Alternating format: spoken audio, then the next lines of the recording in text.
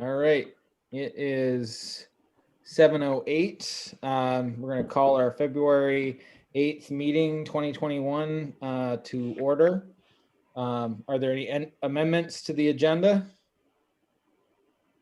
Seeing none, we'll move on. We have one.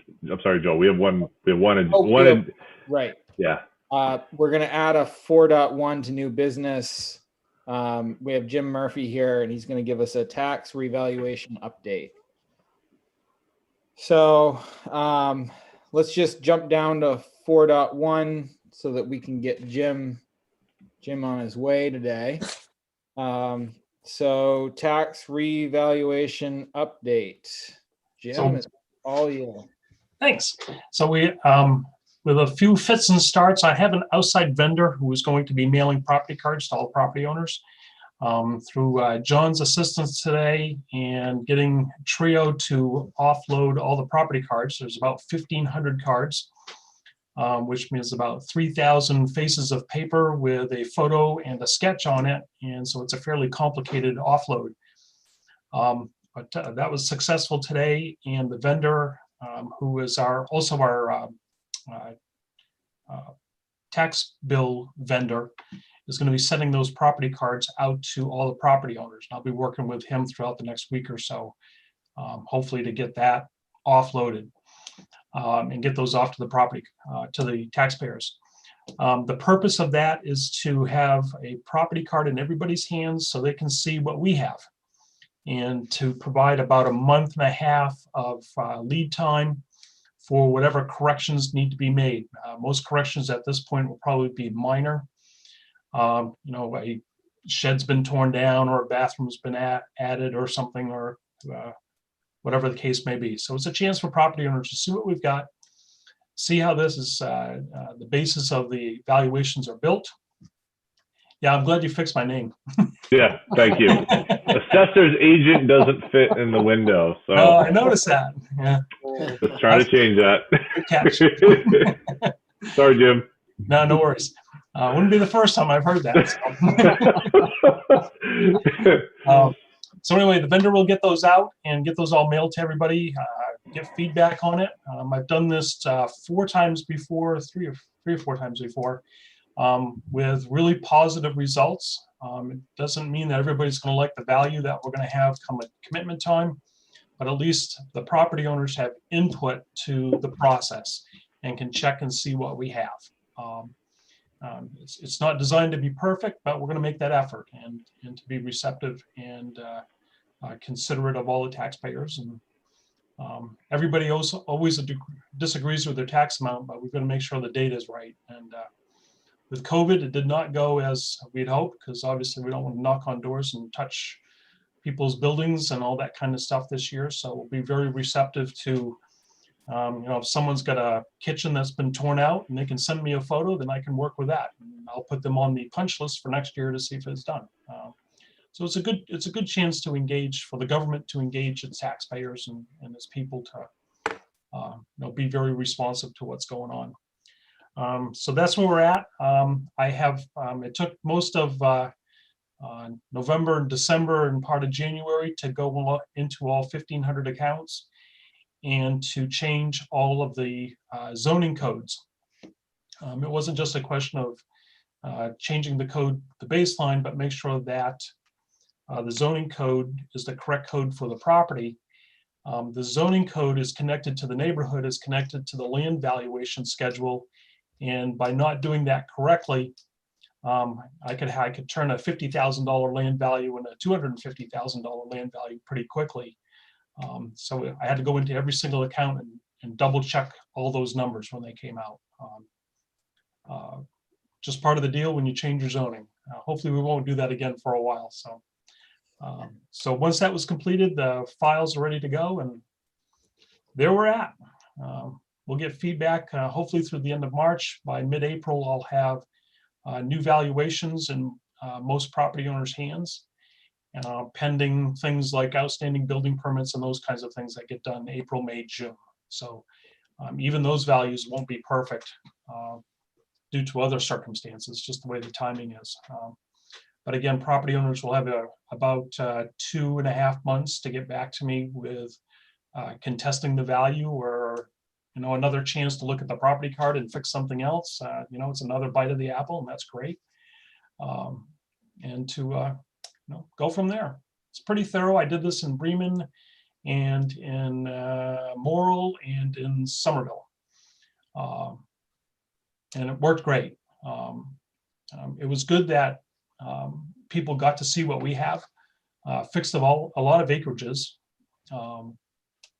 Just all around good. It's a ton of work, but it's at the end of September.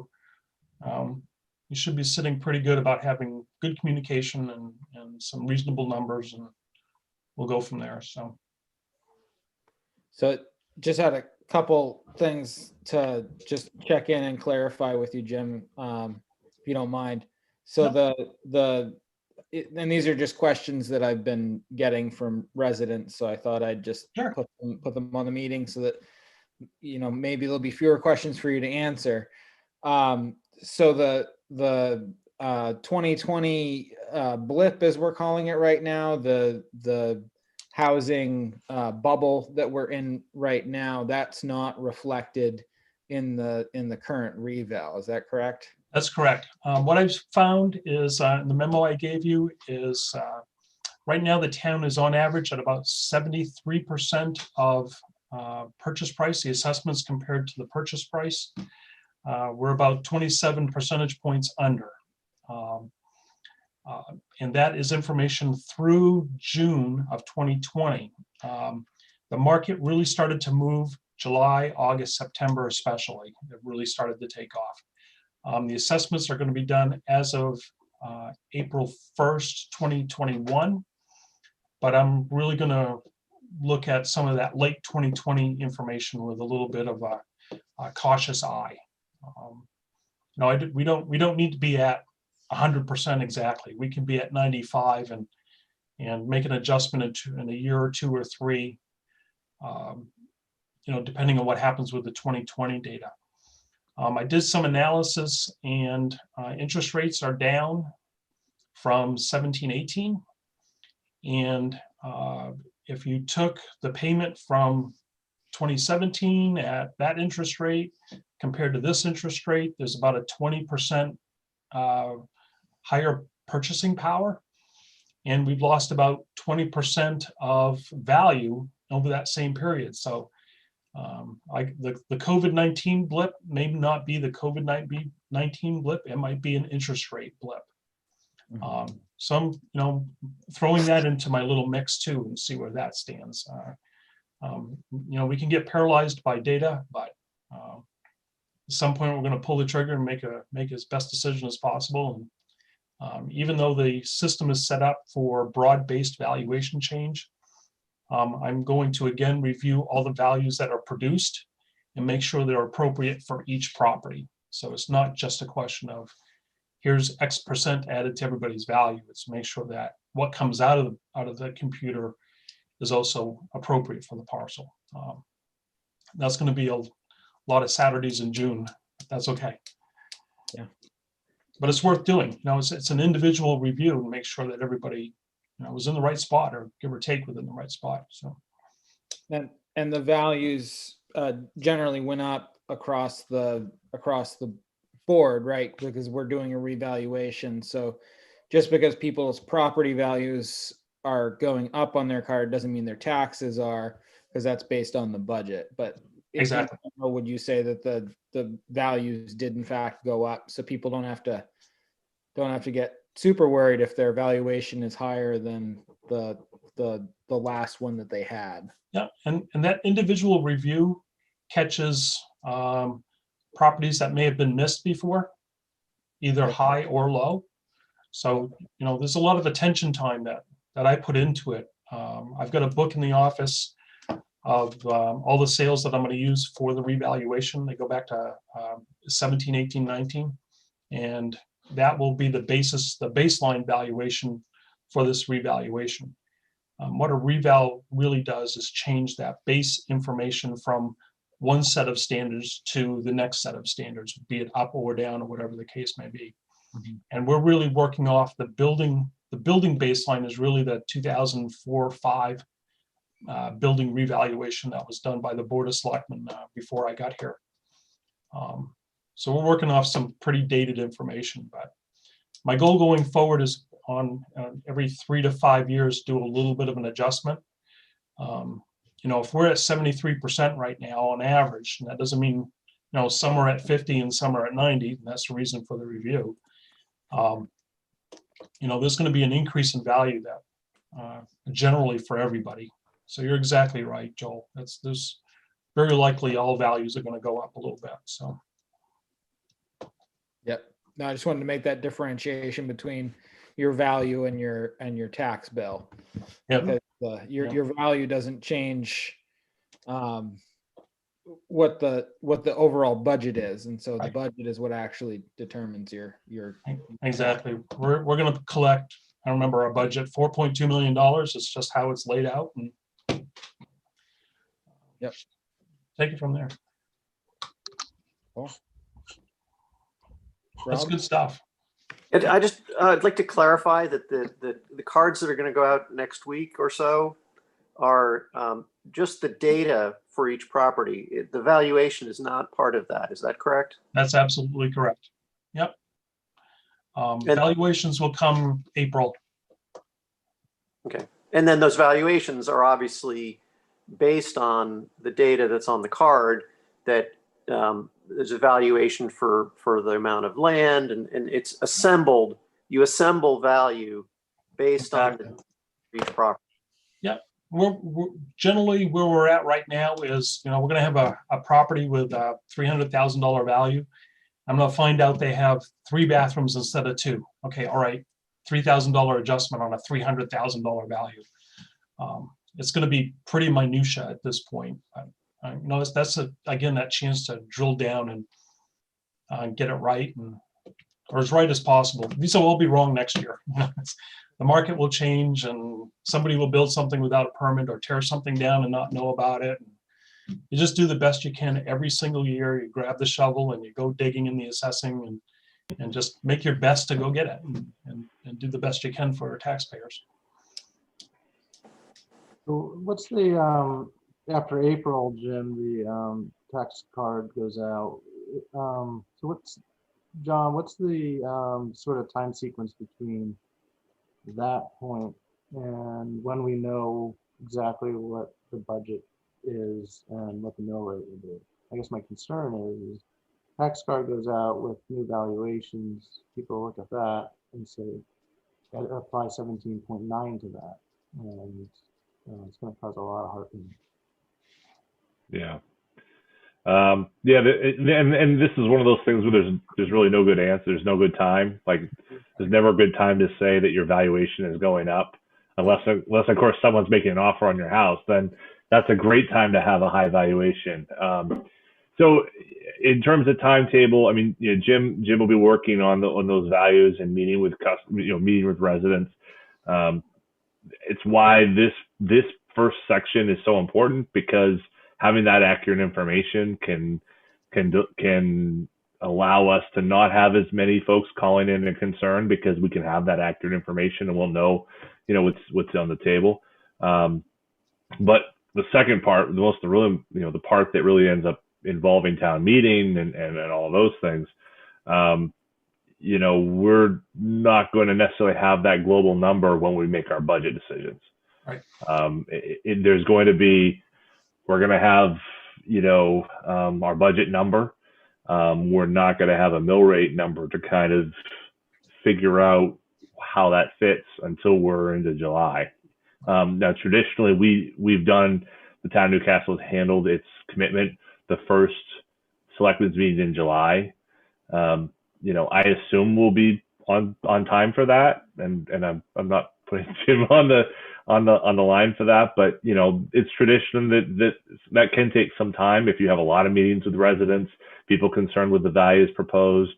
You know, there's a lot of ways that you have some flexibility in that. Of course, our due date is really the one that we've set, and it's up to the Board of Selectmen to set the due date. But if we stay with our traditional October 1 deadline, that gives us, 2.5, 3, 2.5 months for people to have an expectation, and then to make their first payment. So rather than, I would probably suggest to the board that I would not go in with any sort of expectation that you'll have a mill rate that you'll be able to know when you vote on your budget.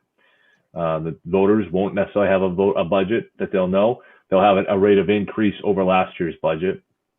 And those numbers per parcel could change, from, our town meeting is, let's say it's June 11th. I don't know exactly the date right in front of me, but let's say it's June 11th.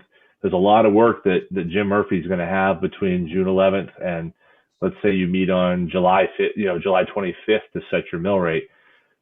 The total town taxable valuation could change. I don't want to say dramatically, but I'd say it meaningfully, perhaps, in such a way that you wouldn't want to go to the voters and say, well, it's 17.9 on June 11th, and then it's 18 because there's a lot of things that had to be taken off that valuation. So it becomes a situation where you play an expectation game that you can never get ahead of.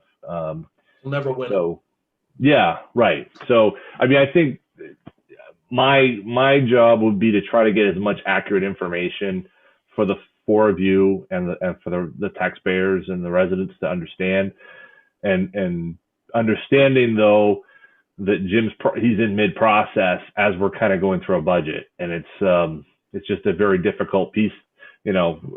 Trust me, as someone who's trying to put together a budget now without a mill rate, it's really hard because we've done such a good job in Newcastle of having that level flat mill rate for the entire time I've been here. And so to not have that,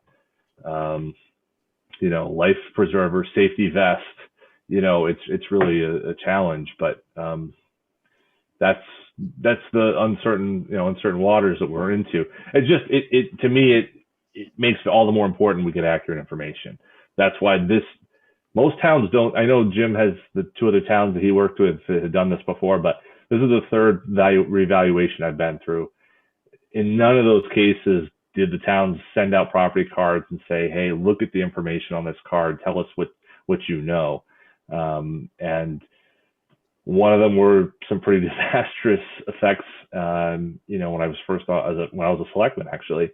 And then in Hope, less so, much less so. So this is really an important piece of opportunity for residents to be able to make sure when they get that number and they open that letter and the values on there, it's accurate. And there's not a lot of back and forth and meetings with Jim and so forth. So did I miss anything there, Jim? Well, you're exactly right. And, we're still going to be under COVID protocols. And so, I want people to get in touch with me and email and, send that information in, and I will take their email and send them a new property card with all the corrections on it. And I can tell you right now, the property cards that are going out today, that we extracted today, don't include the sales from February 1st. So there's never any perfectness to this, but we're going to make that effort to, put property cards in people's hands and do the best you can. It's above average to send property cards. It's very rare. I think it should be part of it. If you're going to send a reval and ask people for money, they ought to at least say, you miscounted my bathroom count. It's important. It's very, very important. You're basically on a budgetary path, and when I'm on an assessing path, and they're going to converge at the end, but they're really not going to help each other in the middle. I'm in the valuation business. I don't care what people's taxes are, but I care a lot about their data and their value. I can't control the taxes. That's not for me to do. So. And if I could just add one thing to that, Jim, too, when you go into this, I mean, there's a lot of expectations residents have, taxpayers have about fairness and what's a fair process and what they expect it should be. I mean, most people don't understand there's no obligation for us to send a tax bill. There's no law that says you have to get a tax bill. We can just assess a tax and it's up, and those residents have to be aware that they're being taxed. Now that would be insane to do that. I mean, we would never do that because we'd never collect and so forth and so on. But there's so much of this process, and an individual main landowner's responsibilities fall upon themselves, not upon the town who's taxing them, but on the individual resident, that most people aren't aware of that. So it becomes an unending amount of education from the assessor's agent and really from the four of you as people call. You've already talked to Joel's already talked to people, and others. All of you will get phone calls and questions, and it could seem unfair, quite frankly. But these are the laws we have. These are the situations that we find ourselves in. And so trying to go above and beyond in this situation, try to get an opportunity for people to say, look here, look at this, try to help us here, help us make this better. So that way, when we get to that value, it's a little bit of a better situation for you and for the town. It's unfortunate that it is that way, I believe, but that is the process we find ourselves in the midst of. And, when you get to the point where people have values that they don't agree with, they'll say, well, so-and-so down the street has this and I have that. Thankfully, as somebody who's been through 3 of these, and maybe the 4 of you may already know this, but as a newbie who walked into this in 2003 with the town of Rockport on fire and ready with pitchforks and ready to come get all the selectmen, learning that that's not enough.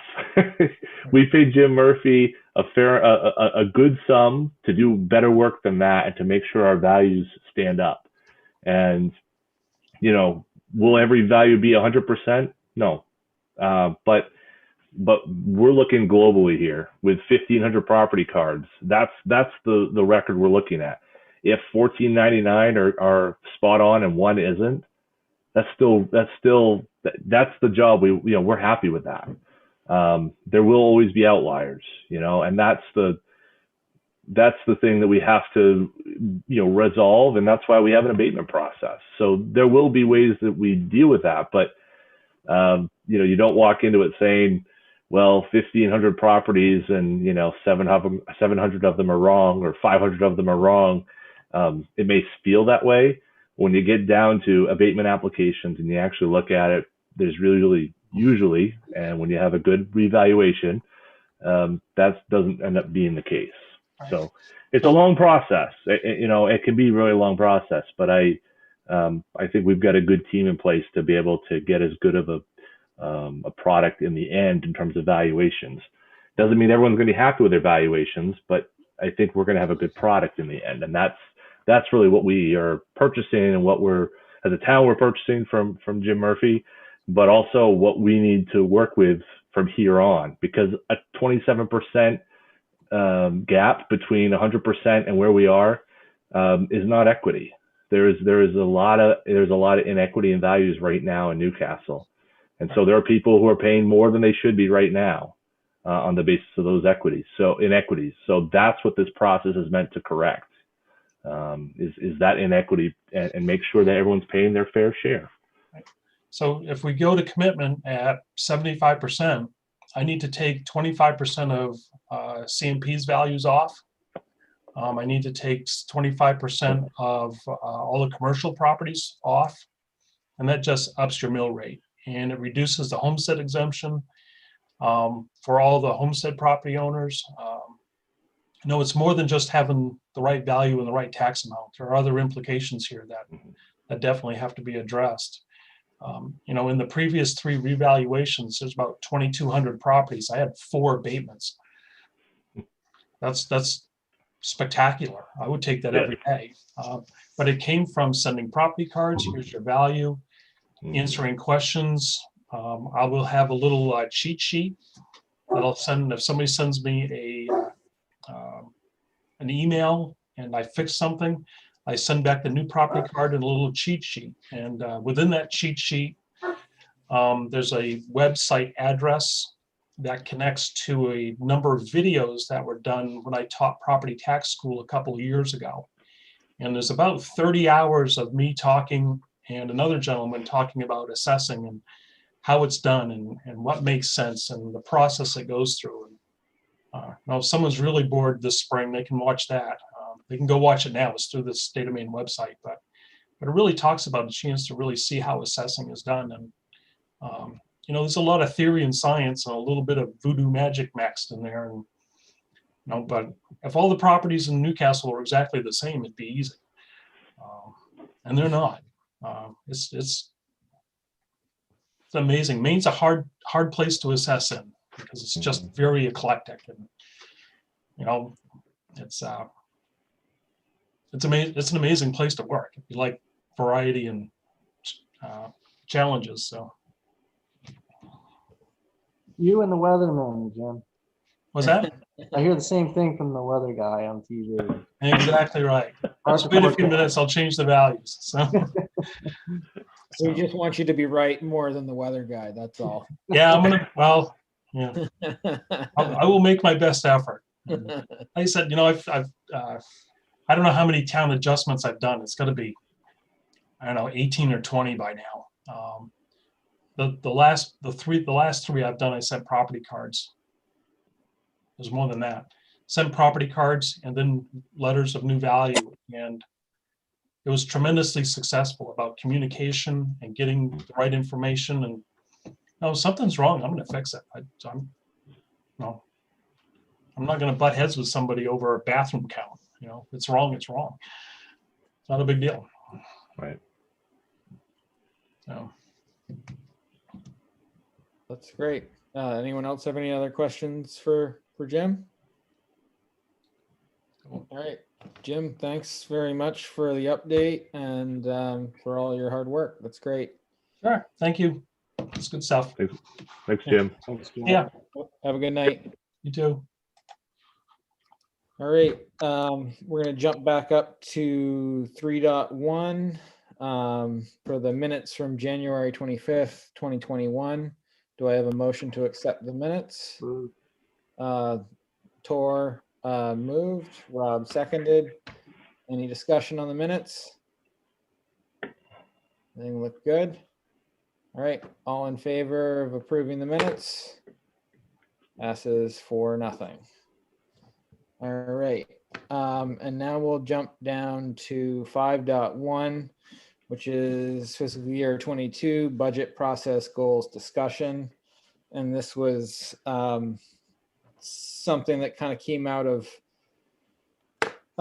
some people's comments, you know, wanting to delve into roads a little bit more and talk about just really understand the plan for that we have laid out for this coming year and the next coming years, and just sort of make sure that that was what the four of us were comfortable with and expected, and just trying to add a little direction to it.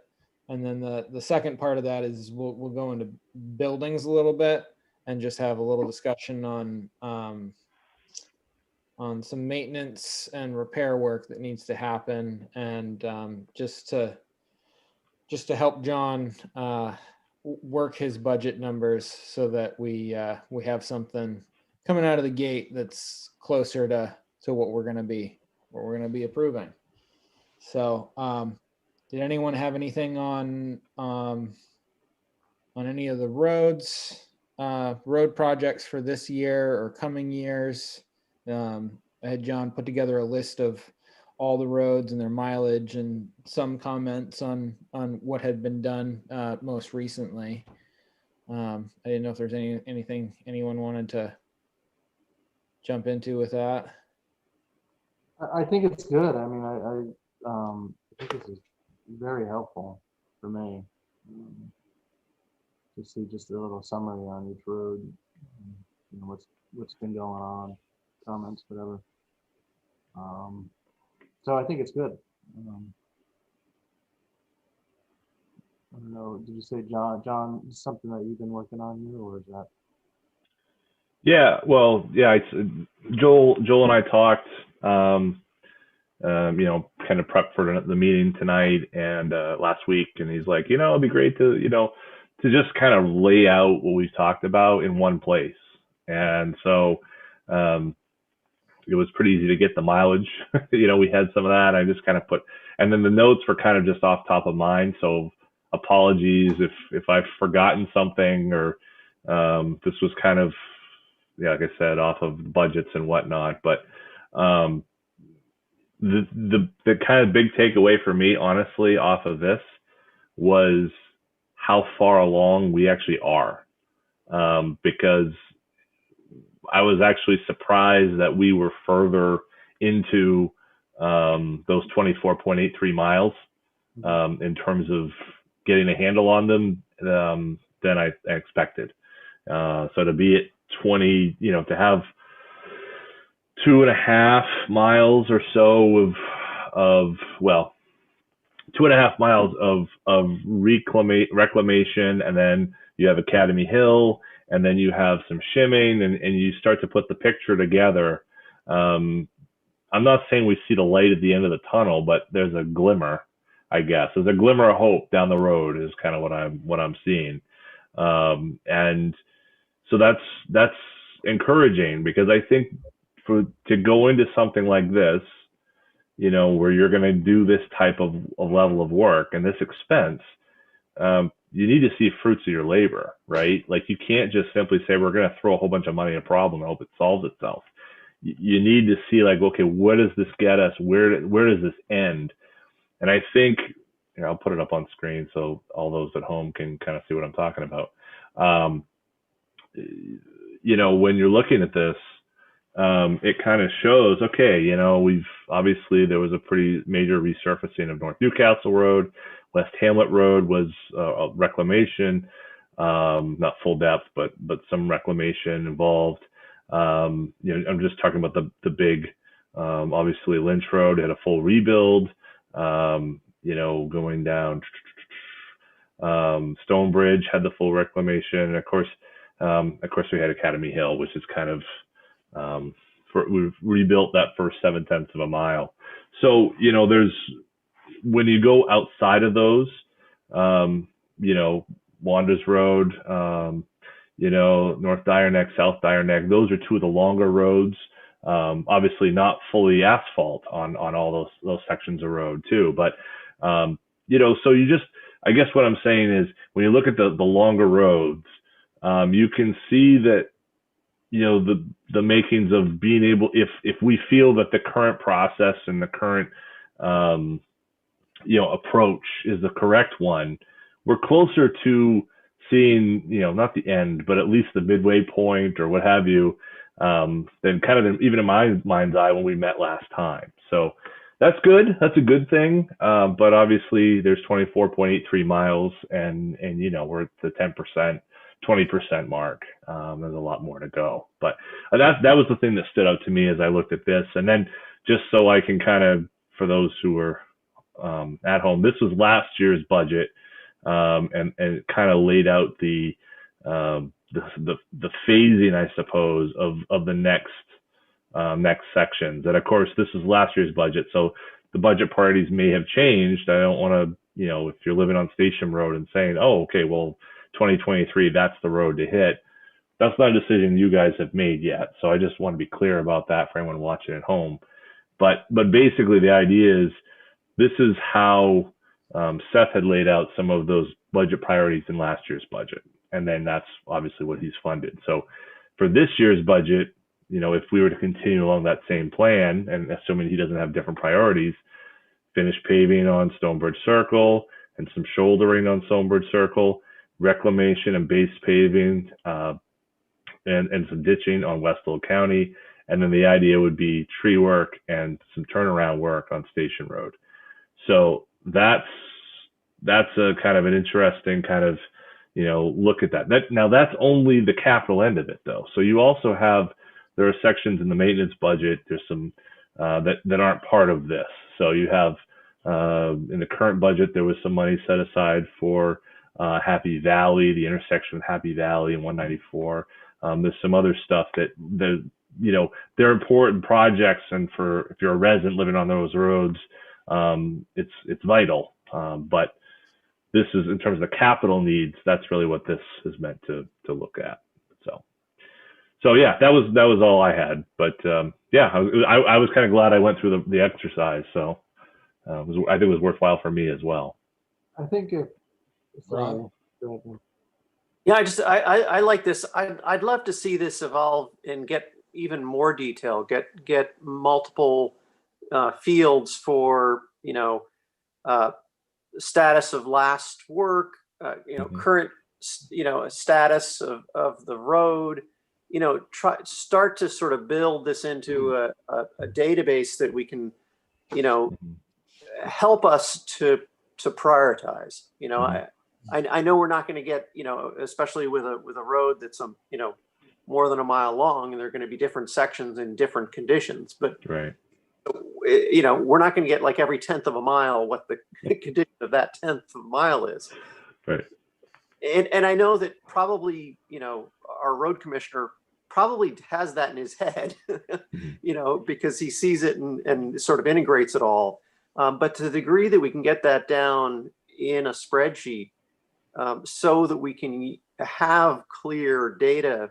I mean, kind of like assessing, you know, that it's all data driven. To the degree that we can start to get our decisions about roads a little more data driven, that'll help us in setting our priorities, so we can direct, you know, you and our road commissioner that, you know, of course we need your recommendations, but then we can also look at those data and say, well, given where everything else is, we really think that these projects should come before those, or at this point, it's hard for us to do that because we just don't have the information. So I think this is a great start that we can build on to give us more that tool. Or Yeah, and just building on top of what Rob is saying, I think, you know, as these, you know, as the warm bodies in these seats in the BOS and, you know, administration, as they change, you know, having some kind of data set, or, you know, some kind of document that's living that you can pass on to the next person, and, you know, give them an idea of, you know, what's been going on, where we are now, and what's going on in the future, helps them to just be more informed about, you know,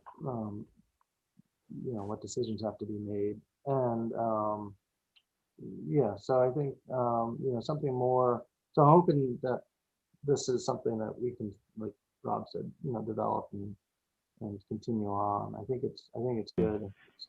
It's good to have this sort of, you know, something that we can put up and look at, and rather than, you know, anecdotal information, you know, what's all sort of up in Seth's head, you know, or the road commissioner is. It's good, it's valuable, but it's really valuable. You know, we want to be able to download that at some point onto into some place in some kind of form that we can all read. So I think that would be good. Anyway, that's that. I'd kind of add that would be nice. I mean, again, this is just turned into more work for John. Everyone's like, John, you gotta create this thing. But, John's like, this is a terrible idea. I don't know why I listened to Joel. You were set up. No. What I was gonna say is kind of like how our meetings have minutes, where you know, it's not verbatim everything that's said. I think having something in there as the projects get done, where they just get condensed to a rough number, a round number for, okay, base paving on this road cost this much in 2019, and ditching cost this much. And I mean, not breaking it down too much, but as those projects, you know, whatever the scope is for that year, if that can somehow be tied to it, it can give the board a reference to make recommendations for potentially doing more work. Because I think that's the hard part about looking at, looking at this current work plan that we have for 2022. You know, I mean, this is, again, I'm assuming this is kind of what Seth's working on right now. And you know, if we're all good with this being done, then we're sort of submitting that as a work plan. But if one of us says, well, you sort of total up what things seem like they're going to cost, you say, oh, maybe we have a little bit more wiggle room. This other road is, you know, really needs to be done, and it's in that same neighborhood. Could we fast track this part of it this year and maybe see some savings in mobilization fees and whatever? But you don't want to start doing that it's hard to do it without really knowing what those numbers are, or having some sort of an idea. Because again, you don't want to drive the budget out of control, but you do want to get things done in a timely manner, and again, potentially reap savings if you happen to have, you know, some more money to be able to throw at something. So Right. But that's, you know, it's starting to sound like a complicated thing. I don't know exactly how to do that, but that's the part, to me, that's where those numbers sort of come in, so that I can tabulate real quick in my head, and gives me a little bit more to shoot off the hip with. So, but as far as you know, this is kind of our model that we're working off of right now. I mean, does this work plan for 2022 look like, fiscal year 2022 look like what we want to tackle? Does this seem like a good place to start with, sending Seth his directive to put together numbers for us? I just trying to make sure that we're clear with the road commissioner as to what our expectations are, so that we get back something that, you know, we can chew on, and we can always add to things, I'm sure, but we just, you know, just be good to have that as sort of our goal. Well, and I would add to that too, Joel, like in the absence of the type of either historical or analytical piece to be able to synthesize what's important and what the town's needs are, somewhat this end of the process is completely anecdotal, and but that's not immaterial, because when people call and they're upset because, you know, geez, my road is pockmarked and it's chewed up, and that's anecdotal as well. You know, of course, we have a combination of those things. We have, you know, the complaint forms as well. But I would say that there's your own personal knowledge and your own personal driving around town and understanding is as helpful as any in this process. So, you know, well, you know, as it shows on here, it talks about Westfield County Road, it talks about Station Road, it talks about, you know, those things. That doesn't mean that, you know, maybe Happy Valley should be higher, you know, on your list, because, you know, you've been out there quite a bit and you've noticed it's in, you know, terrible shape. Or, and I don't mean to show off Happy Valley, but maybe it's South Dyer Neck, maybe it's, you know, so my point is, don't discount your own personal experiences through that. In the absence of that type of, you know, tool, you know, we may not be in a place at this point where we can provide that level of analysis to come to an answer, at least not tonight or into next meeting. But if there are issues that need to be addressed, you know, we you know, I know, talking to Joel, you and I have talked about the bridge, right? And that's a bridge that it's been an issue for a long time. It's something that needs attention.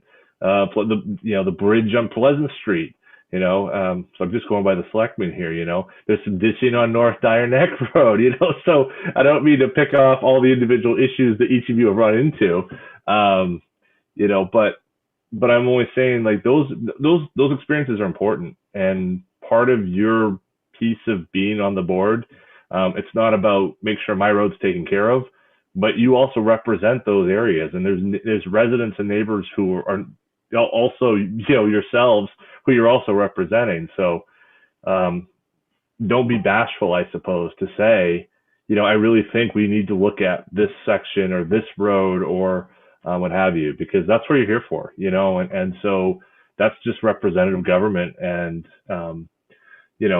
I think that, there are concerns with West Oak County Road, no doubt. I'm not trying to discount what Seth talked about a year ago, and I assume that's kind of the same direction he's headed in. But, there may be 5 others that we want to talk about, or, we may, there's a list here of 3 roads.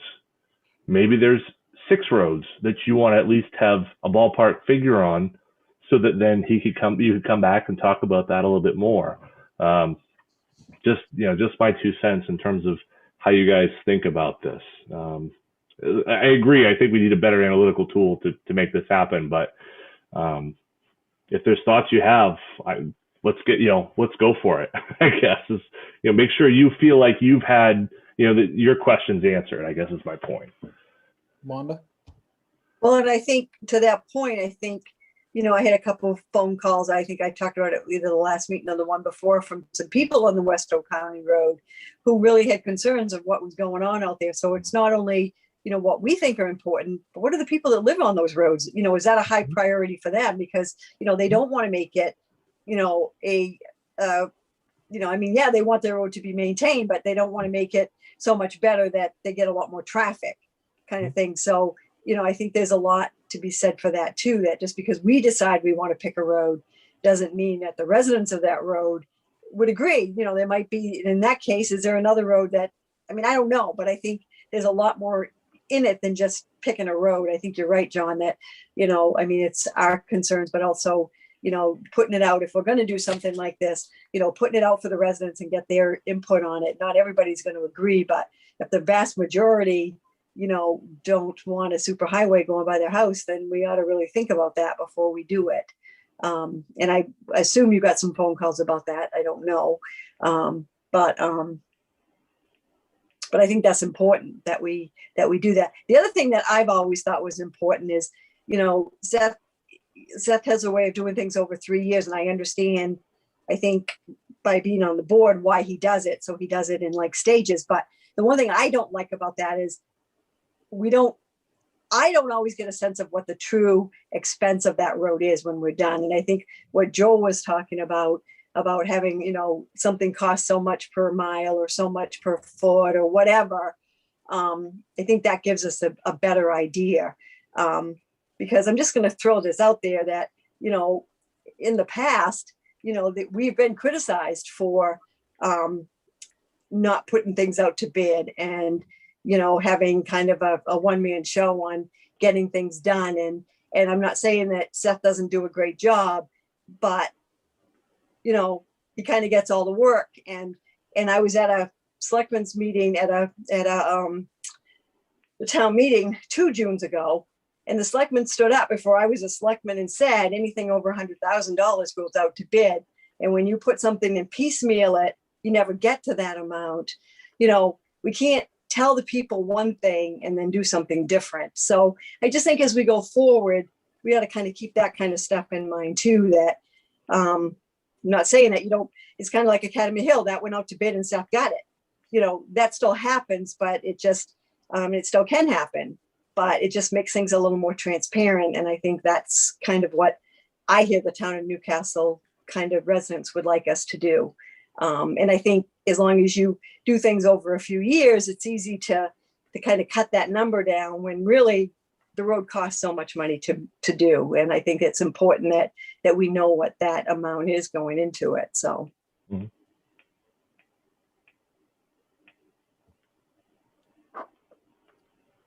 Does anyone else have any concerns or questions or things that they see that they feel like might be worth looking into for this year coming up for Fast Track? And Rob?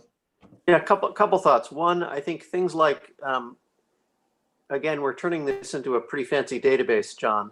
The history of what was done to a road, showing that in this year, this was done for this budget. Then the next year, having all, I mean, I'm not sure what form this thing's going to turn into, but if we could have all that kind of information in one place, along with the current status of the road, that would be really helpful. And obviously, this isn't going to. We're not going to have this in place for this year's budget cycle. Right. Thank you. Well, Thank you. that a lot of our sort of trying to figure this stuff out, if we had that tool, and someone must have made there must be I mean, Newcastle's not the only town that has this issue. No. So there are tools out there that have historical, and they have like grading for, you know, the caliber road and so forth. So yeah, there's something out there that works for us. That would be great. But so I think if we had that, that would be really helpful. Separate issue. I think at this point, I think we really do want to continue with the process that we've been doing. So again, in the absence of this tool and in the absence of our anecdotal observations of things that we might think might bump the priorities, I think we are dependent on the road commissioner's recommendations. I think we want to get at least rough pricing on more than just the next batch, maybe the next batch and a half kind of thing.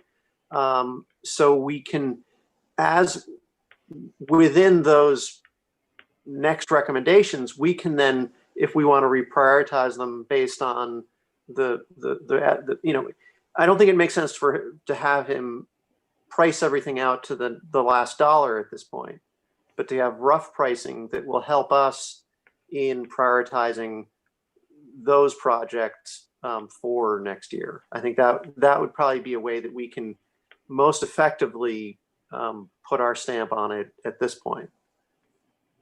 And then we also, that will give us options as we see, you know, how much of our reserves that we think are kind of more than they should be, where our operating budget comes out. What gives us options when we're deciding how many capital projects we can afford.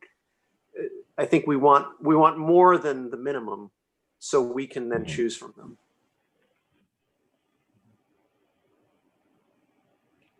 I'm just gonna throw out a couple of projects that it'd be worth just mentioning and just seeing. I don't think it would even fit into the capital. It might fit into more of the maintenance, but I would say that and this is just in my neck of the woods because that's the road I drive every day, but the bridge going over Jenningbrook, it'd be good to get that looked at, I think, sooner rather than later, only because it holds water all the time right now. You know, there's ice on it and puddles, and I just worry about that degrading.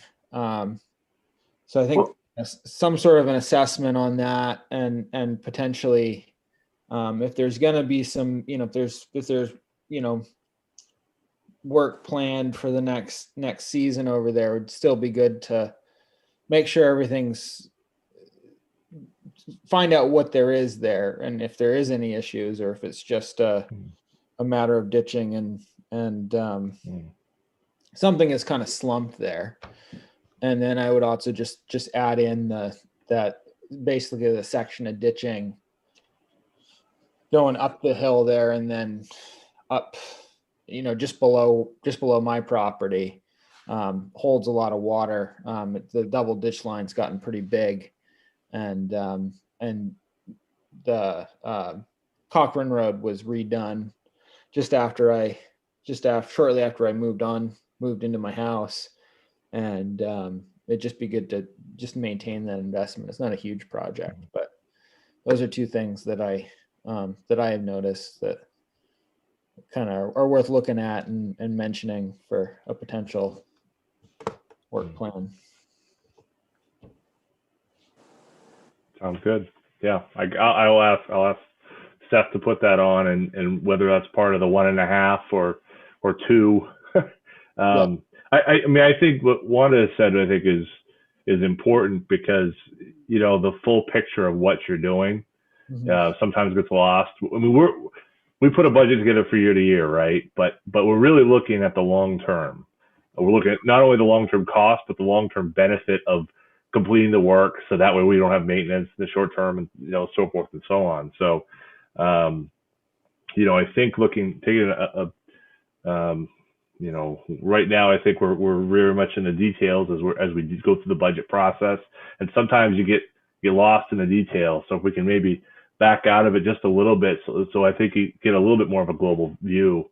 But also, there are, as you said, smaller maintenance issues that are critical. I mean, we added the ditching, the Lewis Hill ditching, for example. That's been an issue for a long time for a number of those driveways, and so anyway, there's parts that are maintenance issues, like you said, but that may be a capital issue next year, right? So I think all of them have value, I guess, is my point. And if you're hearing from residents, you're hearing it yourself, but you're hearing it from other residents, from folks you're talking to. Now's the time to take those items and at least we can put a price to them, and then you can determine how much you can afford, how much do you want to spend, and so forth, So I think we can do that. I think we can accomplish all of that.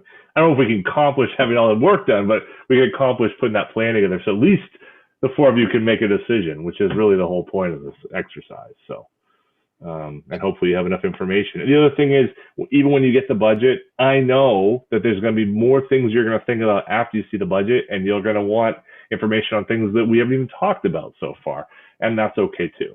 So it's a movable process, and just let us know what you're feeling and what you're thinking, and as long as you feel like you're represented and what we're giving you for information, that's what's important to me. Paul? Yeah, so just want to make sure before you close 5.1 on this. I don't know if you were going to talk about buildings separately. Yeah, we'll talk about that. You want to catch up to that too? Yeah, we'll catch up to that too. I just want to finish up the roads first, and then All right. into that. Okay.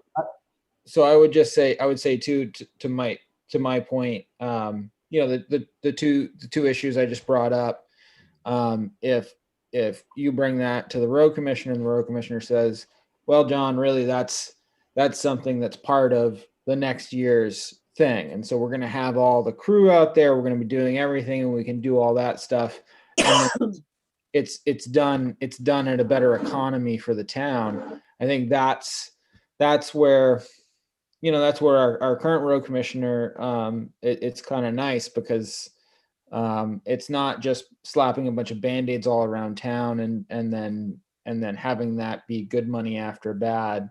I think the approach with this is to do it in such a way that all that work gets done, and it's phased as part of those larger projects, but it's not a bunch of piecemeal stuff.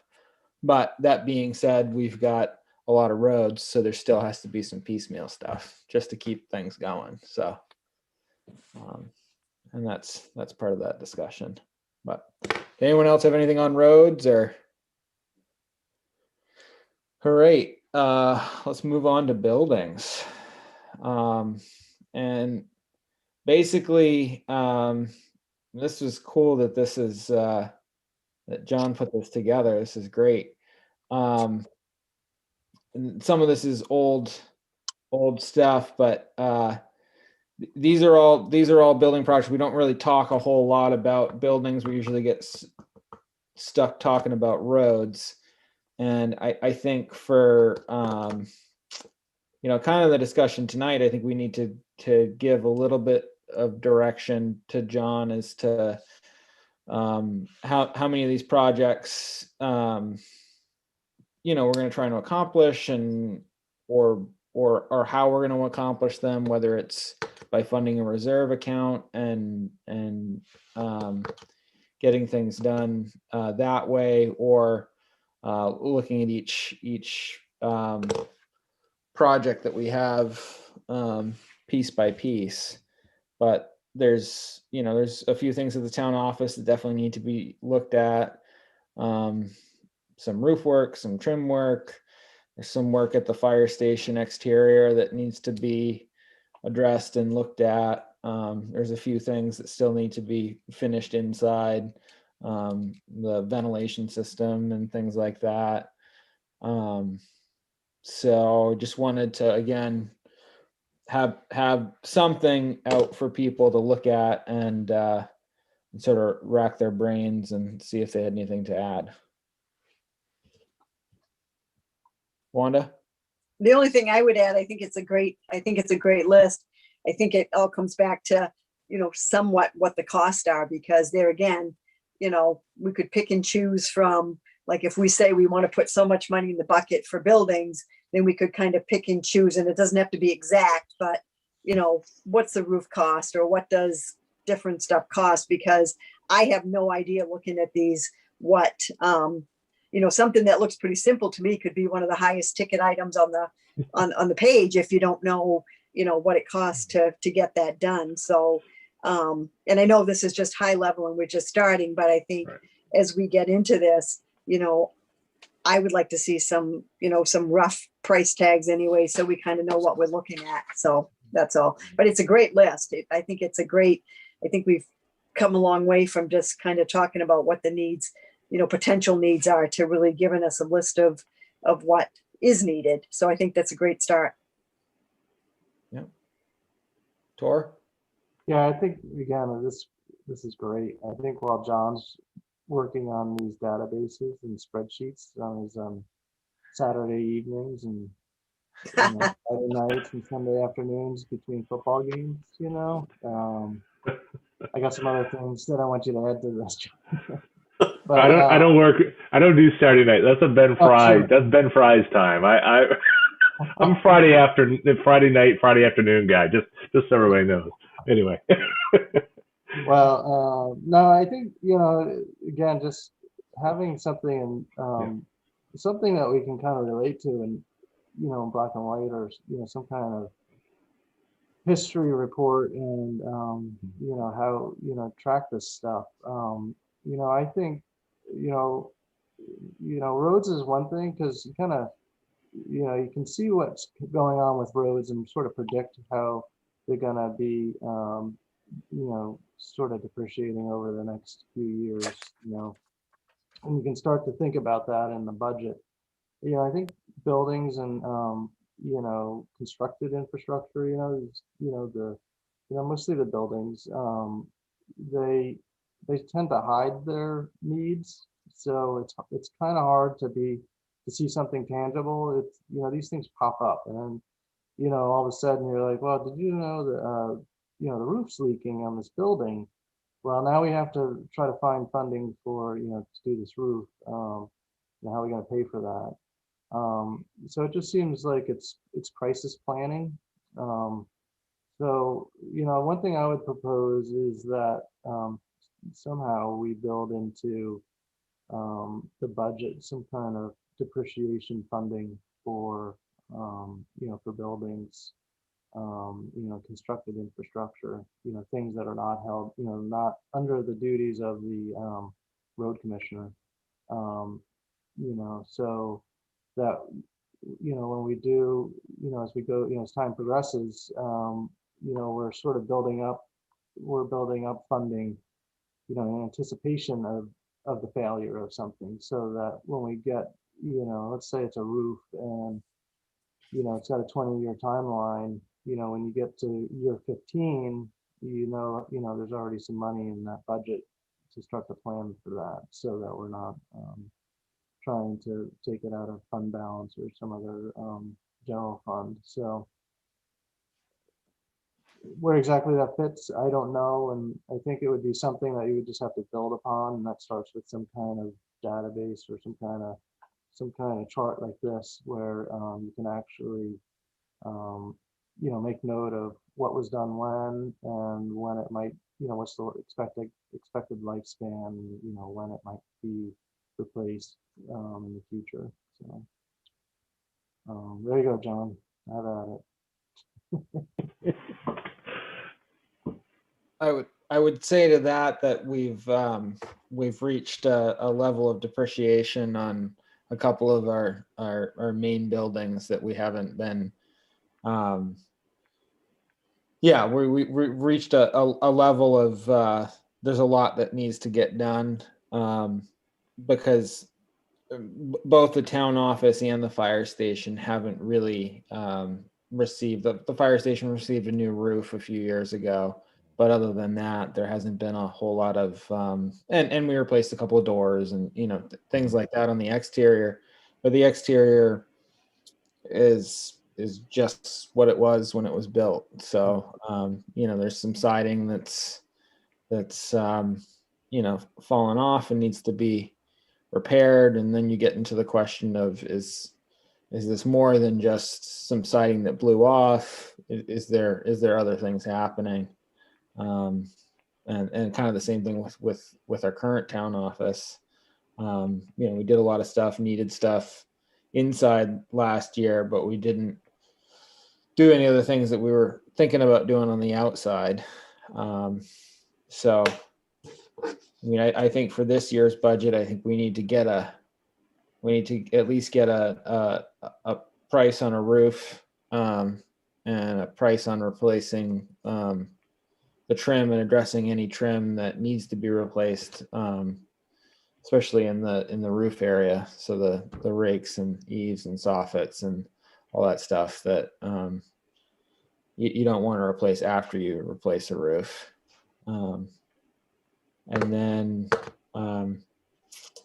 getting a good assessment of the fire stations, another fire station community room exterior is another thing that's just a kind of a maintenance need you can't really ignore, because it's gonna cause more damage and cost more money if we don't do something on those. So I think that's a good place to start. Yeah, I think that sounds reasonable to get some pricing on that, because we can also, if we feel like we have the budget, we can also, we can both fund, pick some projects to fund for next year. And we could, if we feel like we can afford it, we could also start to fund depreciation, as Tor was suggesting, and build up a fund. So I think I think ideally we would start to get ahead of it. Obviously we're behind now, so we probably can't do both, but if we feel like we've got the money, we can at least, we can do what we can, I guess. Yeah, I just sort of add that one consideration that I was kind of thinking of, it's not exactly what we're talking about, but it's in the same vein, and it's kind of what Tora was talking about, is the whole idea of having a depreciation figure in there and keeping some money available for those buildings. If we lose a boiler in a building, we have to hold a special town meeting at this point to replace the boiler. And all these things like that really just need to be taken care of as they come up. So it'd be worth it to look into some sort of a reserve for that, or or a depreciation fund, however it's described. I think that would be important. And we do have some money set aside right now for town office work that we didn't expend. Isn't that right, John? That's right. Yep, that's right. So we have some money available for this year, which could eat into some of these needs I've talked about. But that's, there's as you said, there's more there. It's the one thing I'd say is, when you establish that fund, you just want to create a mechanism so it's easy to understand. It's transparent. People understand what we're trying to do, and I think people really get it. I think 20 years ago, people are like, "Oh, don't put money in reserve funds; they're wasted."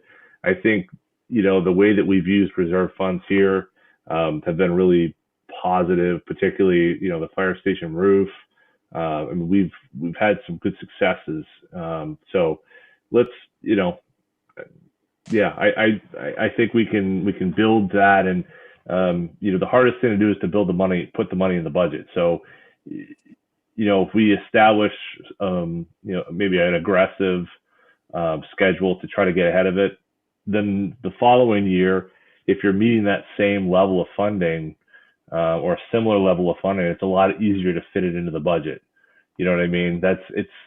So to be able to kind of carve out that space in let's say this year's budget, year two, that becomes a reserve that funds that kind of perpetually or whatever that may be. So you can see how you can build that so it sets you up so that you may not have as an aggressive schedule in year two, but if you fund at the same level or similar levels, it has no or little impact on the budget year over year. So it's just a question then of priorities. So yeah, no, I think that's a great concept. I think you can, I think you can fund it, and it can be transparent. It'll just show up in the budget, Yeah. As a reserve, right? Mhm. I'm just That's what I thinking, do.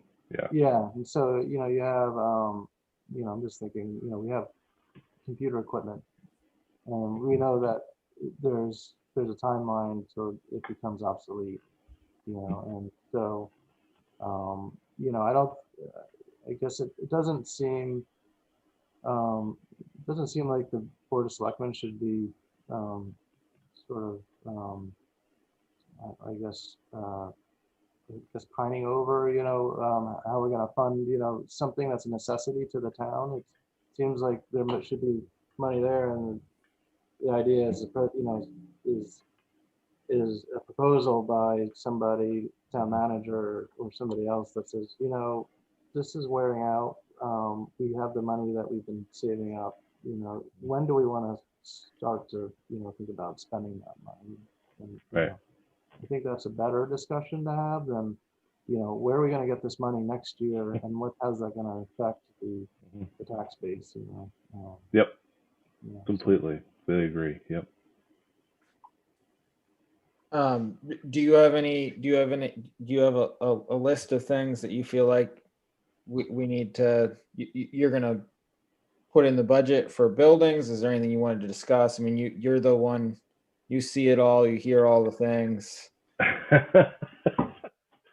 Joe, I can't. The big reveal. Like I told you last time, I don't want to. This is coming. So I don't want to. I like the suspense. No, honestly, the road work is a little bit easier to quantify. I think the roof and trim issues at the town office, I think, are the most important in my mind. Obviously, if you have a bad roof, you've got some serious issues. The Sheepskid Station, that could be a situation that is one of those mobilization issues you've kind of talked about. There's some work that needs to be done on the front on the asphalt outside the doors, and that could kind of dovetail if the board wanted to go ahead with West Old County Road as its project. There's some work that could be done to the side, to the parking lot and the asphalt as you come through the doors there, which then brings to mind the garage door replacement and so forth. The River Road issues are significant, but I think that may be more of a year two, just in terms of cost. I'm just thinking in terms of where we are, and a lot of them we've already talked about or have monies available for them. We were just waiting until winter was through and we had our contractor available. So that was the other issue with some of those parking lot. The parking lot needs to be repaired. That's got to happen. So I guess my point is a lot of them aren't incredibly. It's a question of priorities, I think. And until I have a dollar figure, like Wanda said, until I have a dollar figure, I don't really know how many of them we can accomplish reasonably in a given year. So, I guess the answer is I'll give you that answer when I have some real, some real hard information. I wouldn't want to speculate at the time, but, you're a builder, you understand, you see things that probably I don't see, I mean, Tor, you see things I don't see. I'm a lowly town manager, so there's only so much, but clearly there's some things that just kind of jump out at me. And like Wanda said, we've been putting some things off, I think exterior wise, the town office, that just need to happen, and I think that needs to be important here as we enter the springtime. Yeah. Definitely. Yeah, we got to keep the water out. Right? Yeah. That's a good start, right? Yeah. That's a good start. Yeah. Same thing with, it's all about the water. But John, I could catch up to you at some point. We could just sort of outline it, or, come up with some basic concepts. I think it would be, That'd be great. you could think about it in, just, 4 or 5 or 6 categories, like Mm-hmm. Exterior shell and, interior finish, Mm-hmm. Mechanical equipment, so some broad sort of, just some broad categories. That'd be great. Yeah, that'd be awesome. Thank you. Yeah. Take any and all help I can get on this. So thank you.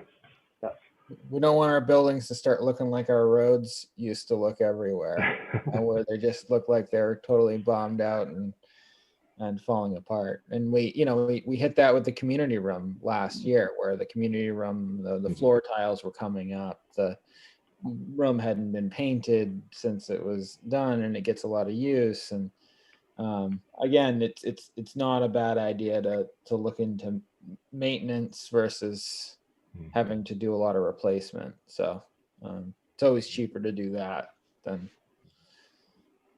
tearing it all apart. So cool.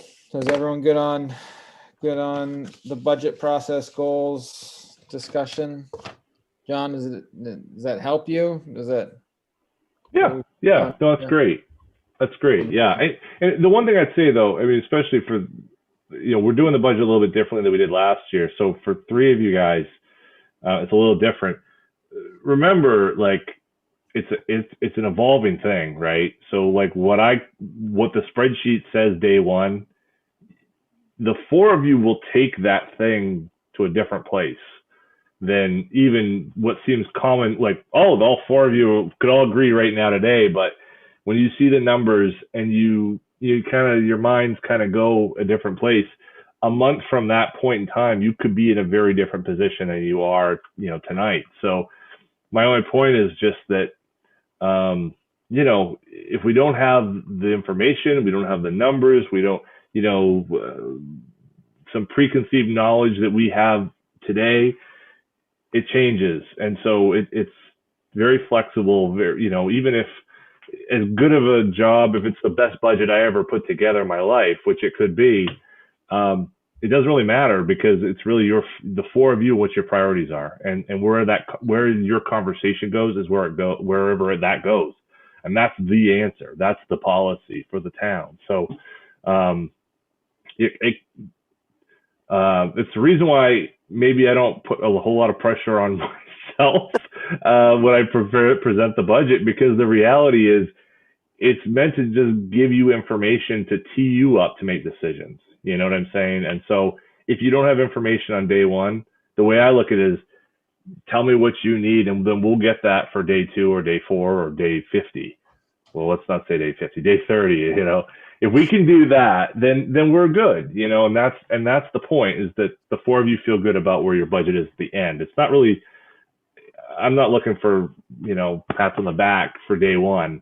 I want to make sure that at day 30, it's what you want it to be, and it speaks to what your priorities are, the 4 of you, and what you want to put before the voters. That's really what it's all about. So I'll try to take a lot of the junk out, so at least it's a clean on day 1. But I, all of this was meant to try to prepare and have you start thinking about what your priorities are, but I don't expect I'm going to hit the mark on all that on day one. But hopefully, all of us will get there when we get to the end. So that's I'm it's a new thing. It's new for you guys, and we'll get there. We'll get there through it together. So I'm excited. I can't wait for you guys to see what we have and start making some decisions.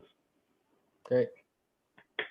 All right. Does anyone have anything else, or move on? All right. Move on to the town manager report and communications. Is there anything you wanted to highlight for viewers at home, John? Yeah, I obviously want to welcome Jody Kelly to our town office. She's a new part-timer, working 3 days a week in the office. Been a huge help. Again, part of that effort in trying to do some work in the map room and the vault, stuff that nobody really ever sees unless you work there, but just tremendous. Like the amount of work that's gone in over. So thanks to Shelley, Michelle, and Jody to kind of help make that happen. Again, it's not exciting. No one walking in the door is going to care, but it allows us to actually have room to put things in our vault now. But it's still not enough. But that's for another time. So I wanted to mention that, obviously. So when you're in, say hi to Jody. If you see her on the phone, say hi. We're glad to have her. She's got a lot of experience. She's worked in Noblesboro and worked in Waldoboro. So, she was ready to go on day one to work in trio and handle all the things that, every clerk needs. So we're glad to have her. Other thing I wanted to mention, obviously a lot of people in the community are aware that our fire chief, Clayton Huntley, has been a little bit of a battle with leukemia. And he's been in the hospital for different ailments, but obviously it hasn't been a great run for Clayton. Talked to him this afternoon, and he just wanted to thank the board and the community in general for all their support. There's been so many great people who've reached out to him. The town has, we've been standing by our fire chief and standing by Clayton. He's done a lot of good work for this town, for the people of this town, showing up when nobody wants to go out at night to check, chimney fires, and he's been doing that for a lot of years. This is his 50th year on the fire department and his 30th as chief. And so there's a lot of people who he's helped over those years. And so a lot of people have been reaching out.